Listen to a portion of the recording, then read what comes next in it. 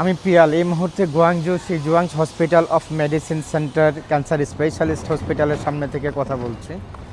এখানে আসলাম একটা ইনফরমেশন পেয়ে, যদিও চায়নার অনেকগুলো হসপিটালের সাথে আমরা কাজ করে থাকি, কিন্তু সেই হসপিটালটার মধ্যে একটা ইউনিক মনে হলো, তাই এখানে আসে। অনেকগুলো ডাক্তারের সাথে কথা বললাম, এখানে ইন্টারভেনশনাল টার্গেট থেরাপি নিয়ে কথা বললাম ক্যান্সারের জন্য।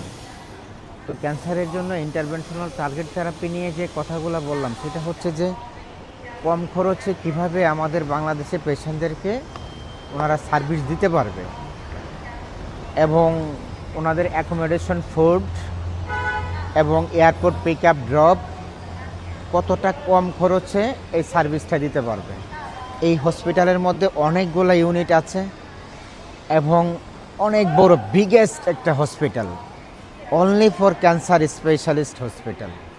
ওনারা ক্যান্সারের সমস্ত সবগুলা কাজ করে থাকে। আর এই হসপিটালের মধ্যে আশা করি আপনাদের খুবই উপকার হবে এবং অল্প টাকার মধ্যে আপনারা ট্রিটমেন্টটা নিতে পারবেন। তবে অন্যান্য হসপিটালের চেয়ে এটা তুলনাটা কিভাবে করা যায়, 20-30% বিল কম আসবে এবং প্রাইসটা কম আসবে। এটা আবার কিছু সময় ডিপেন্ড করবে আপনাদের মেডিকেল টেস্ট রিপোর্টের উপরে। এখন অনেক ক্যান্সার অনেক ধরনের হয়, ওইটা থেরাপির মাধ্যমে কোন মেডিসিনটা দিতে হবে।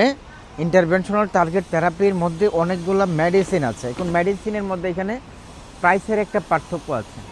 সেই প্রাইসের পার্থক্যটাকে কেন্দ্র করে অ্যাকচুয়ালি আপনার ট্রিটমেন্ট প্ল্যান অ্যান্ড কস্টিংটা রেডি করা হয়।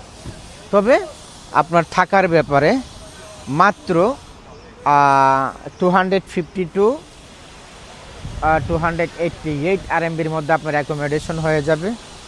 তারপরে আপনার এই airport pick up and drop everything, আপনার সার্ভিসগুলো বেসিকলি আপনারা ফ্রি পাবেন। Thank you, all the best. ভালো থাকবেন, সুস্থ থাকবেন।